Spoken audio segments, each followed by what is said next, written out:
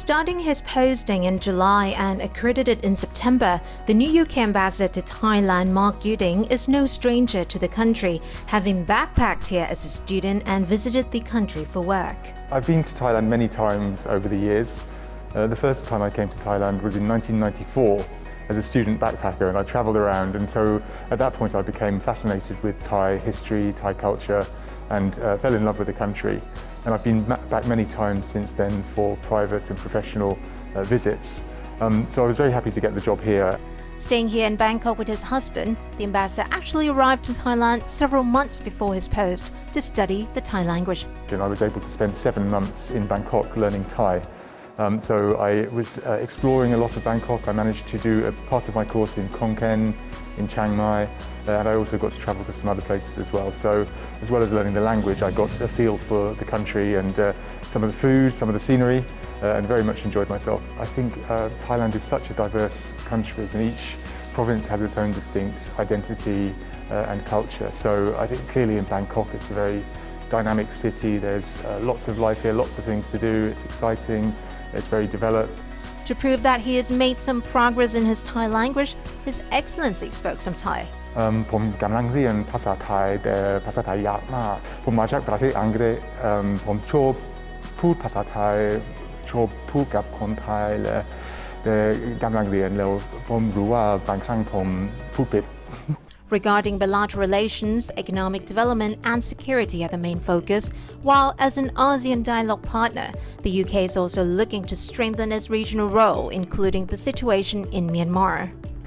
Our ministers in the UK understood the importance of this region, both for economic and security issues. There are many sectors such as science and technology, innovation, education, services, health, where I think we can cooperate more in the years ahead. We already cooperate a lot on counter-terrorism, organised crime, regional security, and I think there's more that we can do in those areas. We have the first UK-Thailand Joint Economic and Trade Committee meeting in the next few months, and we also have our regular strategic dialogue, which should take place hopefully very soon before the end of this year.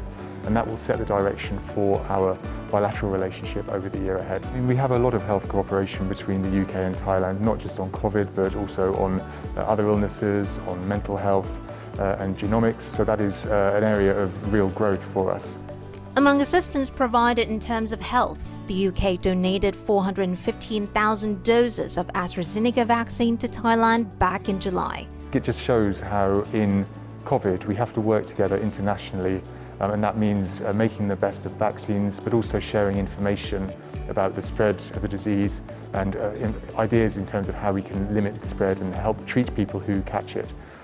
Like some other countries, the UK is also focusing on anti-climate change efforts, but this year is special for the United Kingdom as it will very soon host the UN Climate Change Conference known as COP26 in Glasgow. So that is a big priority for us to engage with Thailand and other countries in this region on that. With Thailand being removed from the UK's red list of countries from which travellers are required to enter quarantine upon entry on October 7th, His Excellency shed some light on this and shared how the embassy was working hard to make the lifting of travel restrictions possible. We are opening up gradually for travel. And in respect of red listing, there are various factors behind it. It's not just about total case numbers, but in the case of Thailand, the question is about testing for variants of concern. So we're working with the Ministry of Public Health to increase the volume of testing. Hoping that more Thais will study, visit or even do business in the UK, Mr. Gooding highlighted diversity as a trademark of the country.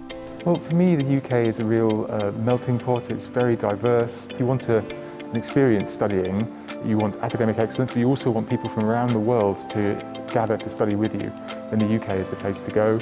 If you want to do business in a very open and sophisticated market, but where other businesses are gathered as well, then the UK is an obvious place. And some of the most interesting trips I've done around the UK have been to all the different corners.